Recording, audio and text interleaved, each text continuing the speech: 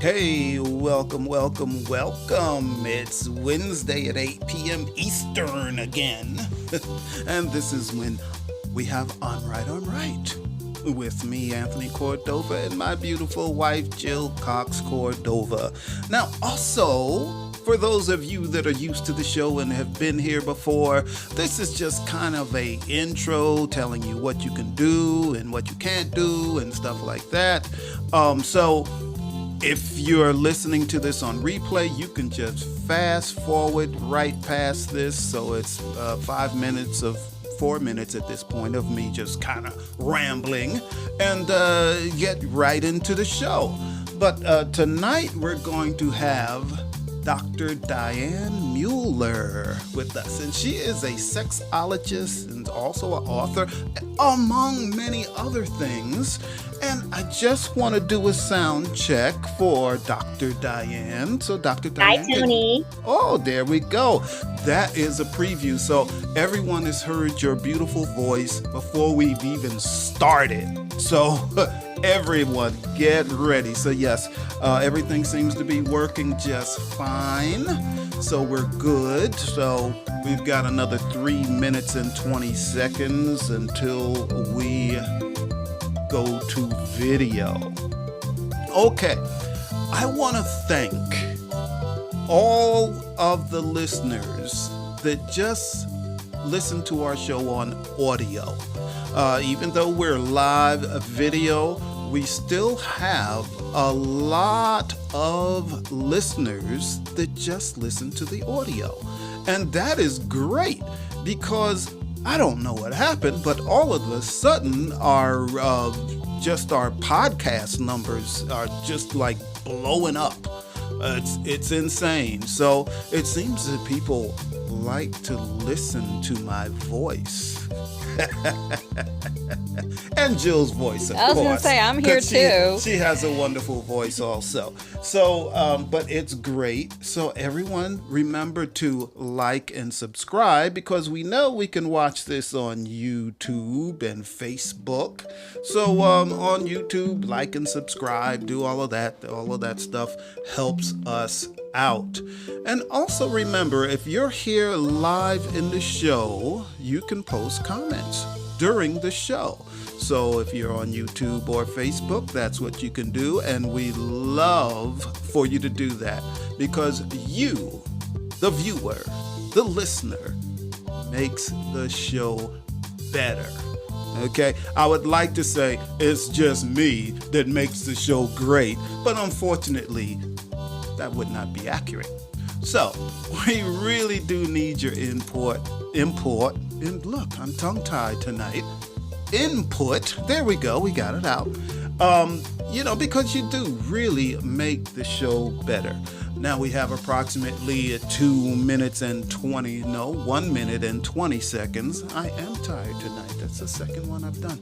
So, and the show will be here and we will go live with video with me, Jill, and Dr. Diane. And she is amazing. You're just gonna love her. So don't miss out of this show tonight. So I hope some of you are already here in the audience, ready to go, but I'm sure many of our regulars will be here. So we have approximately 45 seconds and the show will begin then. So please stand by.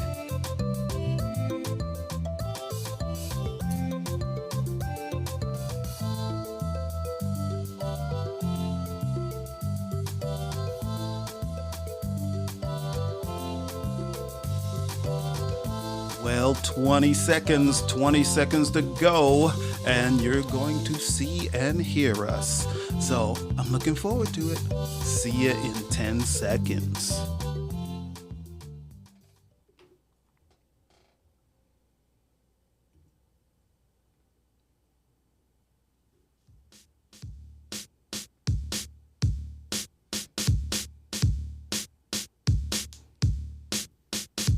Oh, we're not Jill. together. Come on, Jill.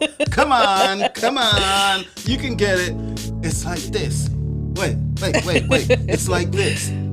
left, right, left, right, left, right, left. All right, I got it. Anyway, I love it when it works, but it does not always. It did work. In the end, it worked. Greetings, everyone. This is I'm Right. I'm right. And I'm Jill Cox-Cordova. I'm Anthony Cordova. And we're back. We are back. Because it's Wednesday. We're here, season 8. Season 8. Still going strong. We're still moving along. Yes, we are. Yes, we are.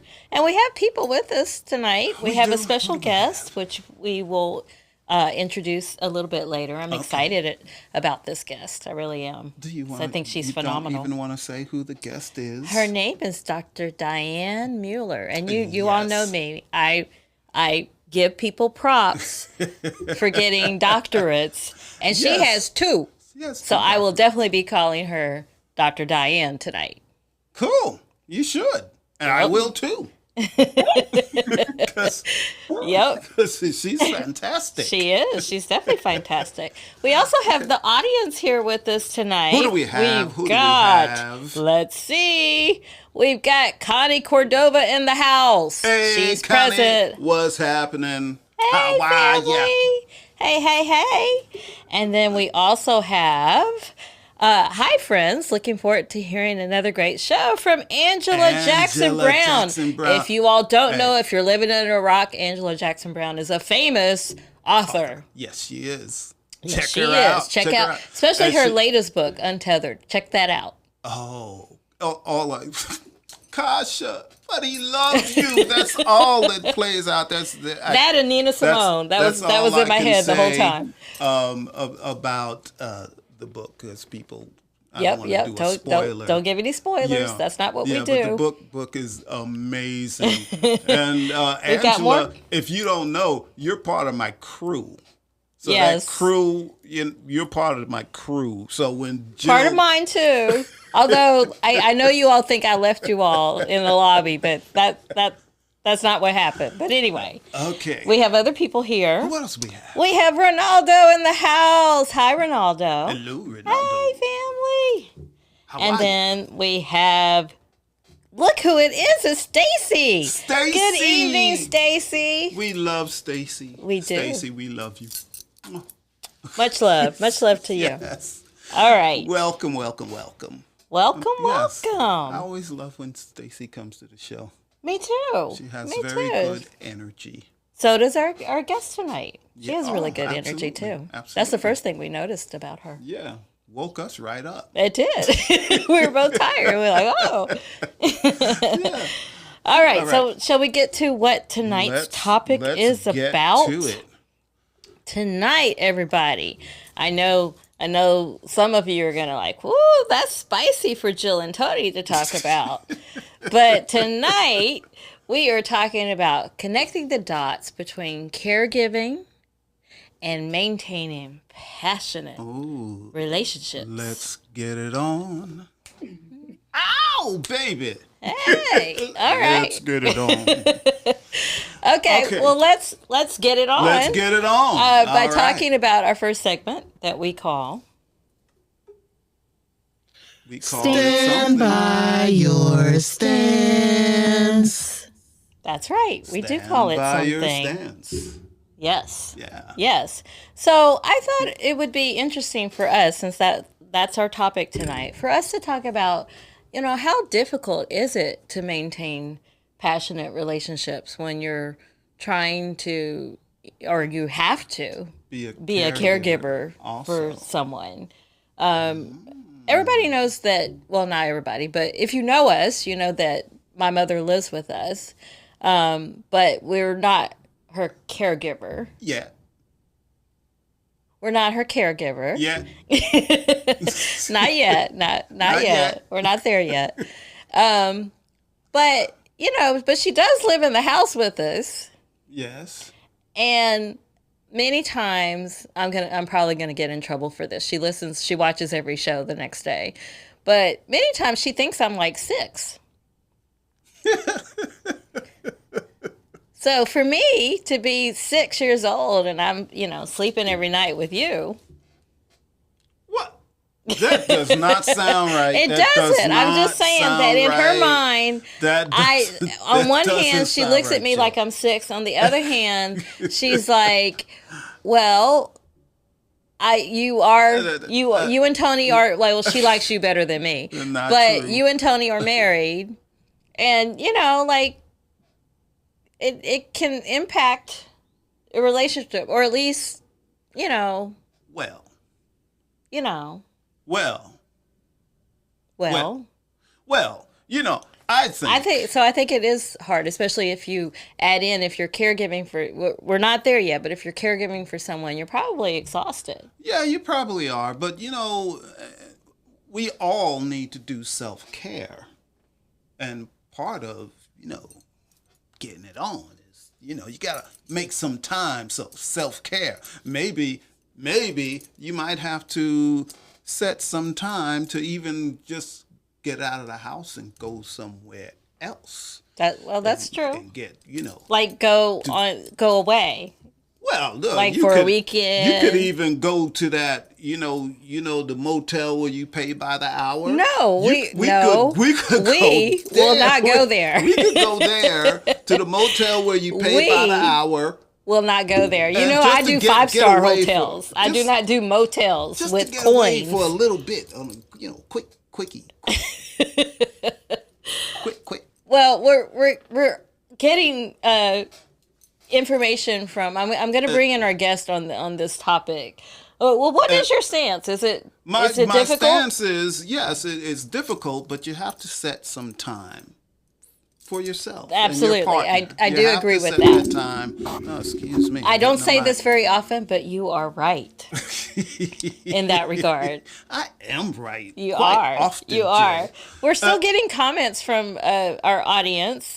Charlie's in the house. Hey, Hi from really, Massachusetts. Charlie. Hi. What's going on? And he also says motel, hotel, holiday inn.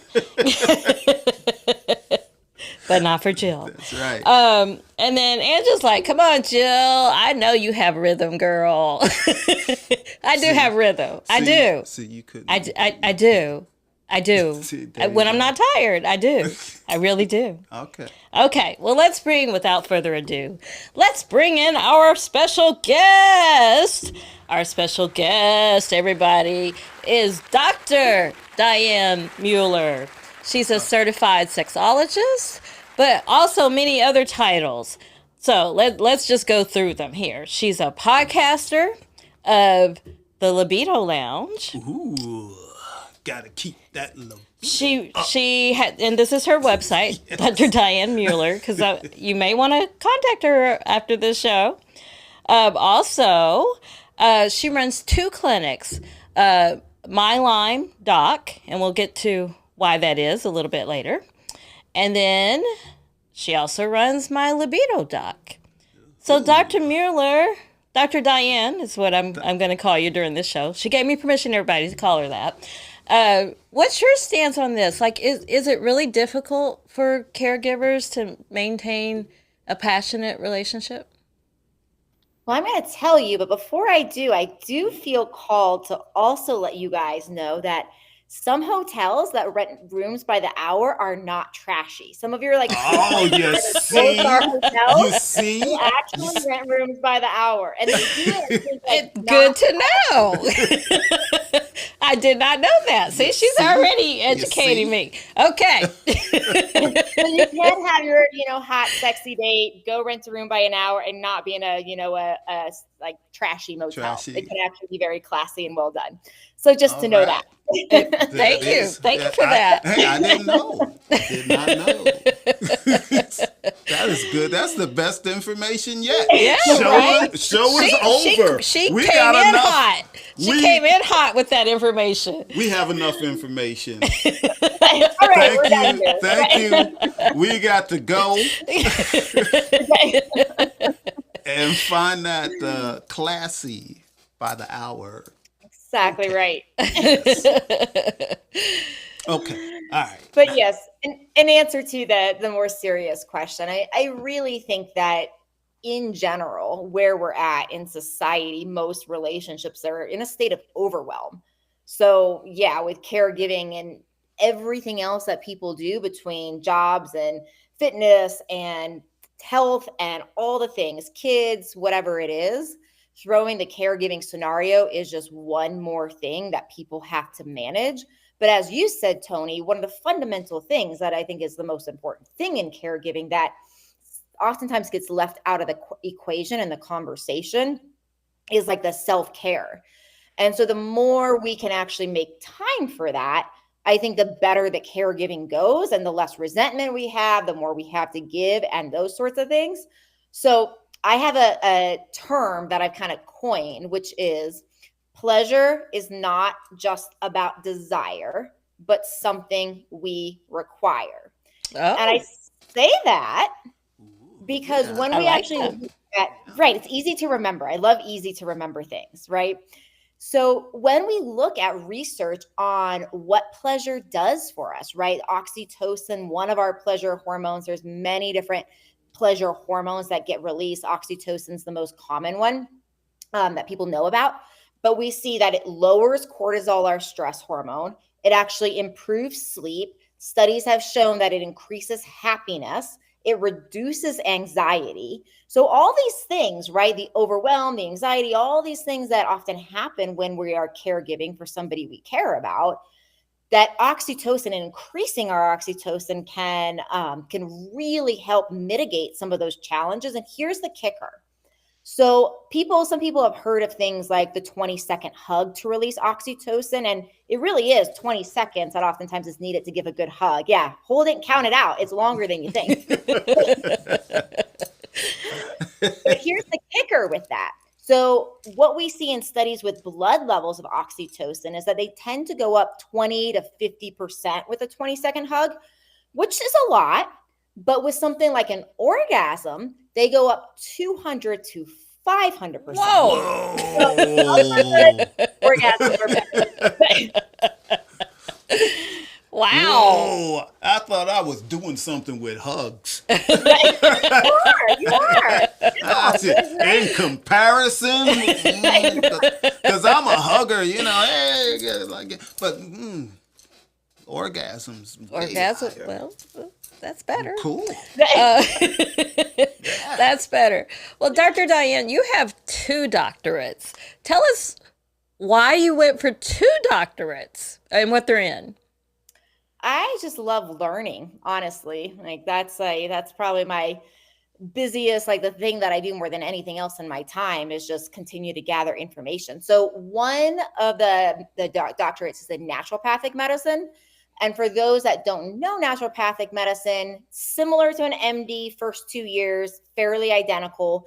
And then where MDs go off and they do their rotations mostly in like pharmaceutical treatments, we study as naturopathic doctors, we do those rotations also with pharmaceutical, but in much smaller amounts. And then we focus more on diet, lifestyle, other types of ways to heal and really get to the root cause and bring the body into balance.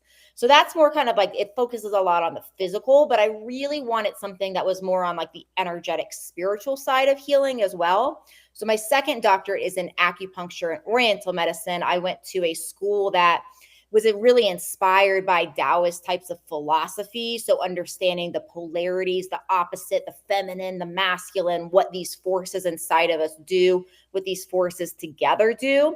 So that's where I draw on a lot of that knowledge in many ways from a lot of the work and what I do at my libido doc. Oh, that is And so excellent. if someone comes to, like I said in my introduction of you, I mentioned that you run 2 clinics.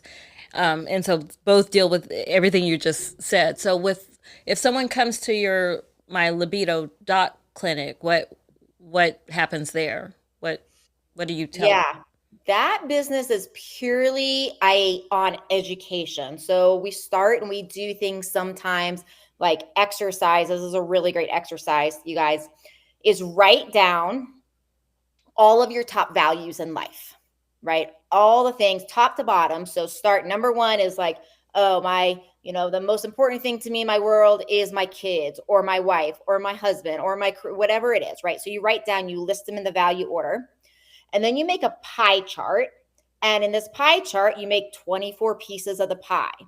And so probably 7 to 8 of them are going to be sleep, right? So that leaves you 16-ish pieces of the pie. Write down what you're doing with the rest of those slices of time, and then compare the pie to the value list. And it's a really cool like introductory place for people to start, because oftentimes what we see is, wow, this thing that is like my top value, in many times it doesn't even make its way to the pie chart. Wow. So what we want to do is we want to start saying like, okay, well, are we living in our life? Are we living our relationships? Are we living our joy in accordance to what we value the most? And then we start to tease it apart and say, well, what are the physical root causes that are getting in the way of our health, our happiness, our libido, our sex drive, such as hormones, circulatory system, neurological system, pelvic floor health, on and on and on. Then we want to look at the internal body and say, is there shame? How do I feel around sex? Like, so many people have these micro traumas around sex, and they find, especially with women, there's so much dissociation that can happen with sex. With men, there can be a lot of performance anxiety at various parts. This really wanting to please their partner. And sometimes if that's not happening, there can be a lot of internal personalization around that. So we work on that. And then we do what I think is like the most important and the most fun in a lot of ways, is we teach you how to talk about sex with your partner. We teach you how to ask for what you want, what you need, how to explore that, how to talk about fantasies. Just because you have a fantasy does not mean you have to do the fantasy. There's a big difference between having it and doing it, right?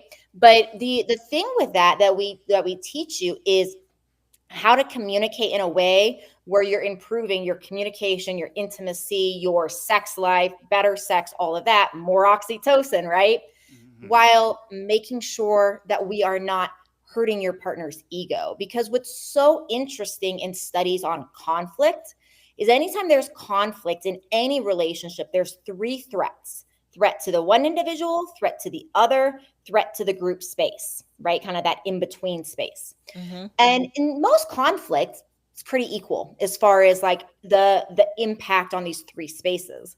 But on research on sex and talking about sex, what we find is one of these 3 areas is so much more at risk, and that is the individual. So if I'm talking to my boyfriend about sex, then I'm going to be worried most about protecting my ego, myself, subconsciously.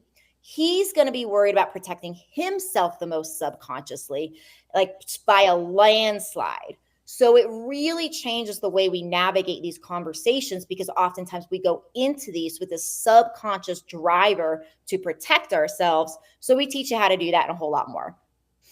Excellent. Cool. Do you think that, well, you said it. So are you part of the movement? Are you leading the movement where people discuss this more?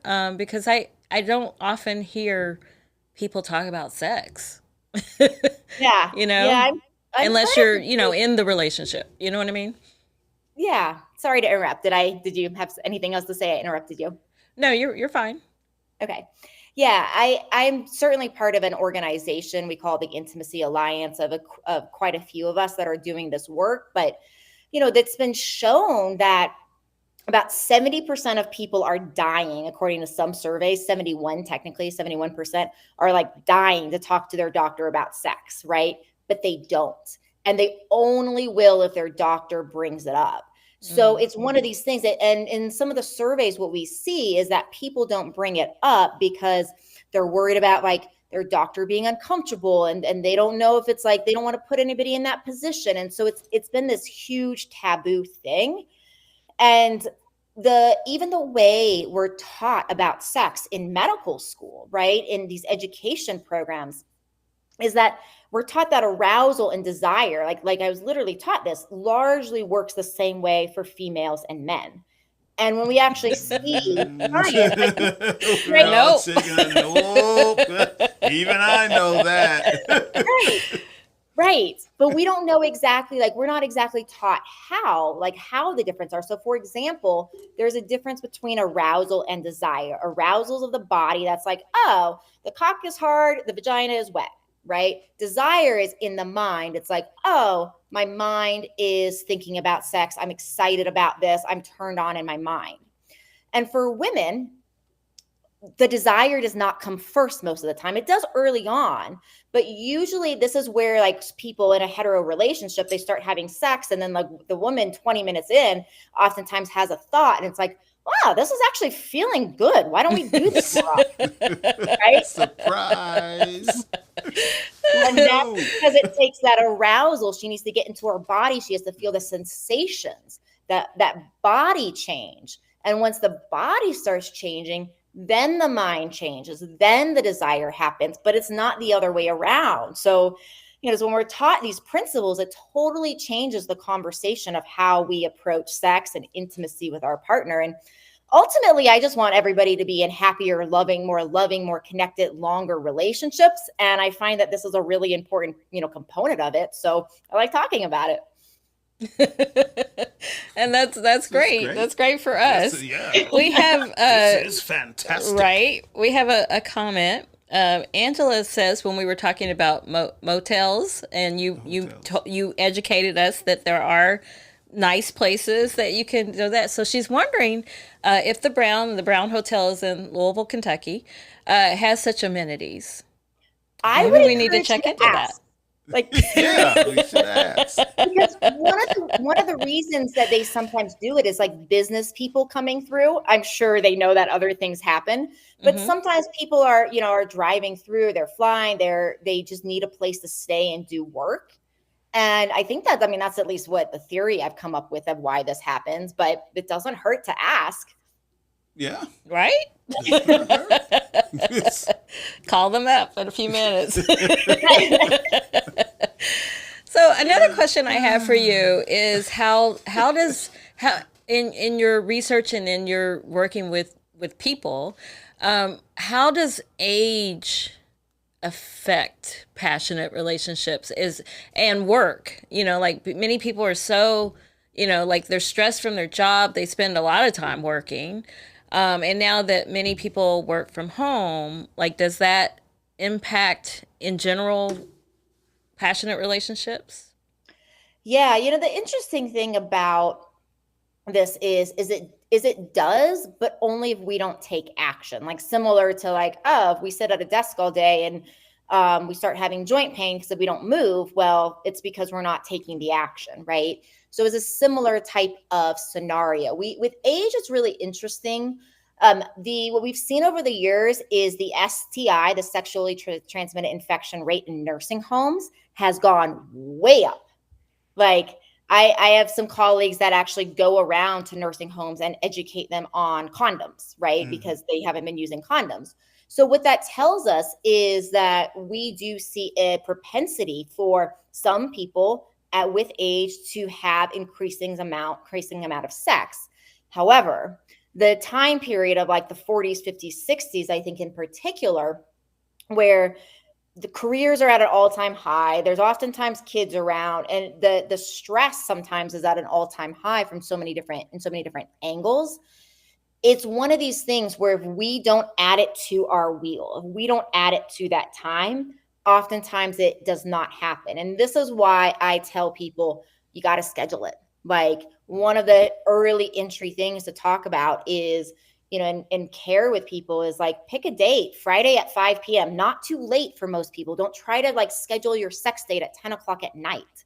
Like not going to happen for a lot of people because going to sleep. Tired. Like, right? I got to go to sleep. I think a wonderful time for sex, if you can, get a babysitter, get, home from work, all these things, if it works, is like 5 p.m. before you cook, before you're full, all those things, have your hour of intimacy time. Not saying you're going to be doing penetrative sex the whole time, but have that hour of we can work up to that. There's a lot of techniques for that. Don't worry. But the point is you can have that hour of intimacy time, of love, of connection, and then go about your evening, regardless when it is, have it work for you. But the cool thing about scheduling it is, one, it becomes a priority. Two, it actually starts to take the pressure off from that conversation of like, are we going to do it? Are we going to not? Are we going to do it? Are we not? We can still have the spontaneous sex, but sometimes it relieves that. So then if people are like, goodness, I know my partner wants to, and I'm just so exhausted. When you have that scheduled, everybody knows like at a minimum, this is going to happen, which can take some of the pressure off the other times of the week. But one of my favorite things for scheduling sex is oftentimes people have forgotten how to flirt with each other, how to kind of, play that role. And here's where it adds the flirt, because now we have a time period where we can start thinking about like, okay, well, are we going to put on a cute new pair of panties or whatever it's going to be? And you can start using that around like, well, I'm really excited about this thing. And you can start sending texts or saying things throughout the week around what you're looking forward to in your intimate night. Maybe it's just like, giving each other a sensual massage. And maybe you're starting there if you haven't had sex in a while, right? It doesn't have to start with a lot of sexual intensity, but it still gives you that desire to flirt. And that oftentimes gets people back connected to each other and to that sort of passion, because now we have something to actually flirt about again. I love it. And I guess it gets back to what you said what you and Tony said at the beginning of the show is when you put yourself on the schedule, that's self-care too, right? Yes. If you don't put your relationship on the schedule, like this is where it kind of just like falls off that pie chart, right? It happens to everybody. It's so freaking natural. It happens to everybody in situations where we're not taking active stances not to. And that's really important. I have a gift for you guys too. So if you guys go to my sexdoc.com, you can download my yes, no, maybe checklist. And this is a really cool, it's totally free. And you're going to see in there in the yes, no, maybe checklist, it's like, do we want to try this? And do we want to try this? And do we want to try this? And do we want to try this? And some of the things are not even, they're more like intimate, emotional connection. It's not all about sex. And so the idea of this too is like, what are we going to do? Like, especially if you haven't been spending time together, either emotionally or sexually, it gives you some ideas of, okay, what if we try this tonight? What if we try that? And it gives you kind of talking points to how to begin this conversation. So that's another like really cool tool for you guys as well. And you said that was mysexdoc.com. Yep, exactly. Okay. All right. I'm repeating it for the audience. Speaking of our audience, several people like that question. So I guess, they're busy and they're older. Steph said, old people out here getting it on. All right. Yeah. And all right. Steph also said it spices it up to schedule sex as well. Yeah. Yes. I was thinking about that schedule. Sex 5:00, sleep at 6. I love that plan. Perfect. That to me is great self-care. Yeah, that'll work. Are we talking AM? PM? That was PM. 5 a.m. is a little too early for me. That's 5:00, sleep. Maybe wake up. Maybe wake up. Maybe not. Who knows? That's a little too early for me. We'll have to mesh our schedules together. All right. Well, let's get to our second segment that we call I'm trying to help you. All right, Jill. All right, Dr. Diane, you have been dropping gems from the moment you first started talking on this show. We've learned that not just trashy hotels, you can rent them for an hour. We've learned that from you.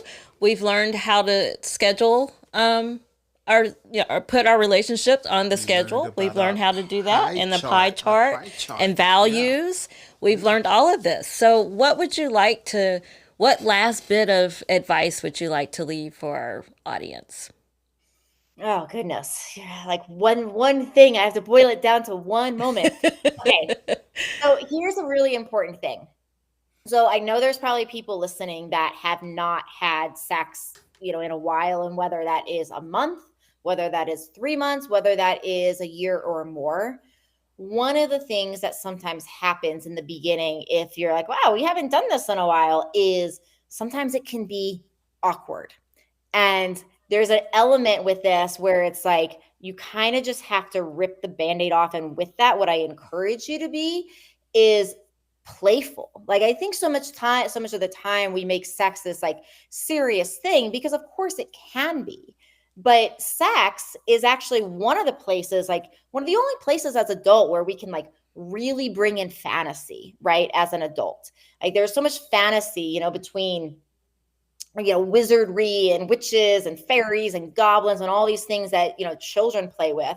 And we lose touch with that as adults. And sex is actually one of the areas where it is like we get to play so much. So the point is that if you're listening and if you haven't had sex in a while, I really encourage you to just take that awkwardness that could come with it and start to make light of that. Like the number of times, like a couple weeks ago, my boyfriend and I were having sex and we bonked heads like really hard. That sounds like something we would do. Right. And this was like one of those moments we stopped and we just like started laughing and we just like enjoyed like the awkwardness of like, well, that did not work very well at all. And so I think the more we can just bring in like lightness and silliness and just like that laughter and that play, it really can open up so much, and just let go of like those awkward things that happen and not make a big deal out of them. And that can take us really far. That Excellent. is great advice. Excellent. That is wonderful advice. I'm Batman. Yeah, that's a great Yeah, role yeah, that's it. Maybe don't try to fly though. Or that's Superman. I'm getting my superheroes. Superheroes, nonetheless. And my advice is to listen to everything you just said and to go to mysexdoc.com after this show. I'm going to go there. Yeah. That'll be I'll great. be with you. Yeah, Do you have anything to add? Right? Yeah. I'm Batman. Going back to the that's schedule, what I did. Steph gave us advice, Tony. Steph 5 says 5 a.m. and 6 p.m. No, what's that say? 5 a.m. Oh, and 5 p.m. PM, yeah, that's Both. She's saying both. I thought it was continuous from 5 a.m. to 5 p.m. That's a That's lot. what I'm talking about. That's what I'm talking about now. That's a lot. That's a fun time. Maybe Dr. Diane, maybe we need to bring you back for another show and talk about when the people involved in the couple, they have different frequencies that they want. Sex. Desire mismatch is a real big thing that I help couples with. Yep, exactly right. It's one of the most common things that people will work with me for. So we can definitely talk about that. Okay, we'll bring you back for sure. Sounds great.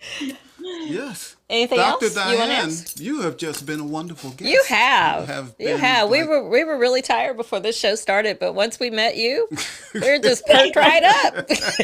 Don't be tired. You're great. So thank you very much for being here. We really appreciate you. So as Dr. Diane told everyone, go to mysexdoc.com. She's also, again, to tell you her credentials, she's also a podcaster, The Libido Lounge. I'm sure that's very informational as well. This is her website, drdianemueller.com. And then I mentioned that she does she has two clinics, mylimedoc.com and mylibidodoc.com as well. And we, again, mysexdoc.com. That's a lot of stuff. That's a lot of stuff. But you've been great, Dr. Diane. We really appreciate everything that you've said tonight. We really appreciate Yes, it. it's fabulous.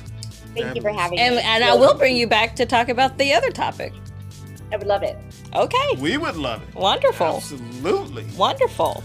Well, Woo! are you ready That's to it. wrap Yeah, up? let's wrap this up. All right. Well, thank you, Dr. Diane. I'll be in touch after the show.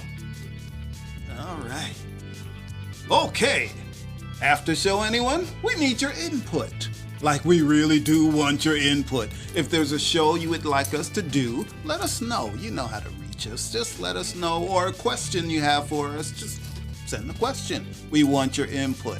So please hand it to us. And we are going to do one we got from an audience member, most embarrassing moment. Oh, yes. That is next week. That is next week. It's next week. I better get ready. Most embarrassing moment. Okay. So, John Boltman, if you're out there, remember to come to next week's show because that was your idea. That's right. And remember, I'm right. Every Wednesday night, 8 p.m. Eastern. You can also watch the show from Jill's website, JillCox-Cordova.com, and click the podcaster tab. Yes. All right. Well, that was fun. Yes, I really that was a lot enjoyed of fun. doing tonight's show. That was fun. Not that I don't every show, but it's really fun. Dr. Diane was great. Extremely informative. And Connie said good info. Thank you. Yeah, that's what Thank she you. said. Wow, It was cool. great info. Yeah. All right. So we need to wrap this up. Wrap this up. I All got right. 30 We're going. seconds. Okay. Bye, everybody. See you Love next you week. all. Bye. Love you.